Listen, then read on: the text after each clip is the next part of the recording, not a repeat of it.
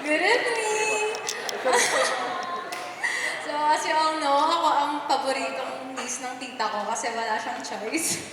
Nag-iisa lang ako. So, ayan.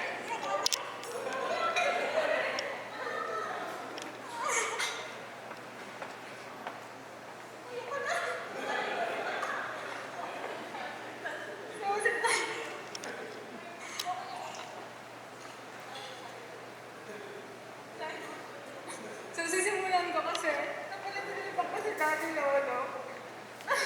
Ngayon, okay, so, si tita, ano siya, like, hindi mo siya maintindihan minsan, mabait siya naman sa mga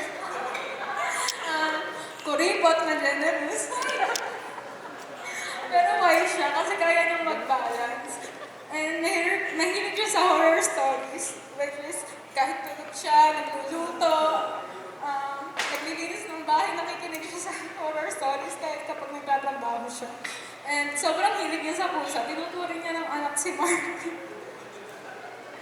So ayun yun, napanaginipan ko si dati weeks before this wedding. And napanaginipan ko lang siya, nasa front row siya na nung table. Yeah, and nag-glow-glow siya, hindi siya nagsasalita. Ano, naiyak lang ako. So, ayun, sana maging masaya kayo habang buhay. And, kurutin mo si tita kapag pasaway siya. Thank you, Tito Justin. Nalagaan mo si tita.